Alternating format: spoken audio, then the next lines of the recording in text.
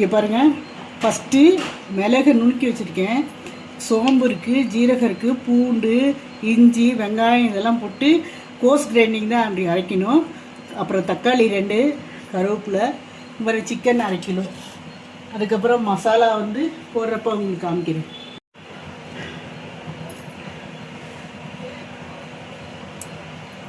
ஒரு 1/2 ஸ்பூன் எண்ணெய்,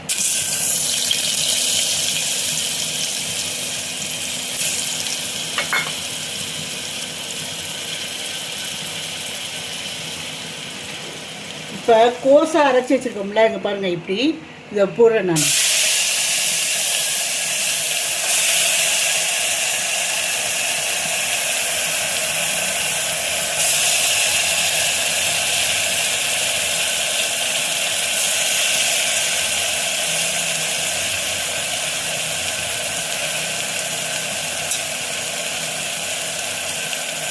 இது வணங்கணும் நல்லா.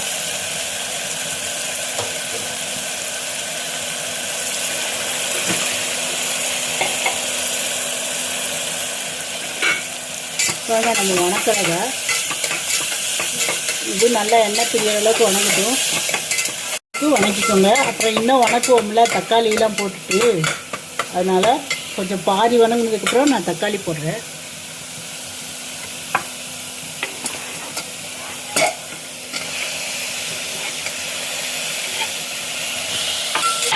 தக்காளி,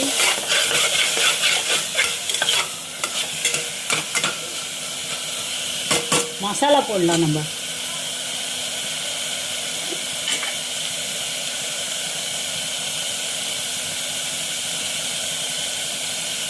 ஒரு டீஸ்பூன் மிளகாப்பொடி,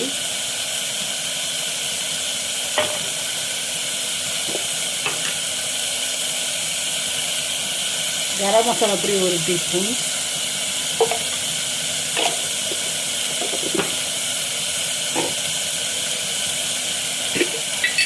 மஞ்சள் பொடி 1/2 ஸ்பூன். இதை நல்லா வணக்குங்க. நல்லா பச்சை வாசம் போகிற அளவுக்கு வணக்குங்க. அதுக்கப்புறம் காமிக்கிறேன் உங்களுக்கு எப்போ சிக்கன் போடுறதுன்னு வணக்கி வச்சு காமிக்கிறேன். சிக்கன் போட போகிறோம் பாருங்கள்.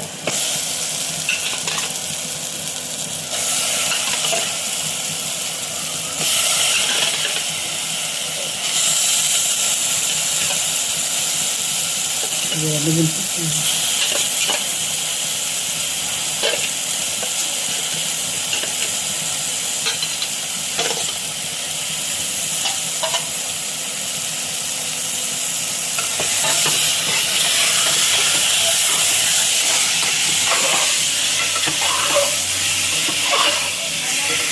இப்போ நல்லா வணக்கிட்டு வணக்கிறேன். தண்ணி போடணும். நம்ம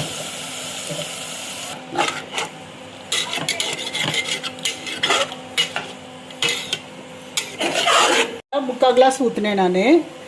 இப்போ உங்களுக்கு 10 நிமிஷம் குறைஞ்சது வேக வைக்கணும். முதல்ல ஒரு விசில் விட்டுட்டு ஸ்லோ ஆச்சில் 10 நிமிஷம் வச்சுக்கோங்க. ஊற்றிட்டு மூடிக்கோங்க. ஒரு 3/4 கிளாஸ் தண்ணி ஊற்றிக்கோங்க. வேகமாக நீங்கள் அனலை வச்சு ஒரு விசில் விட்டதுக்கப்புறம் சிம்மில் வச்சு 10 நிமிஷம் கழித்து எடுக்கணும். கருவேப்பிலையும் கொஞ்சோண்டு பெப்பர் பொடியும் போட்டு எடுக்கிறோம். ரெடி ஆகிடுச்சு பாருங்கள். சிக்கன் கிரேவி ரெடி ஆகிடுச்சு பாருங்கள்.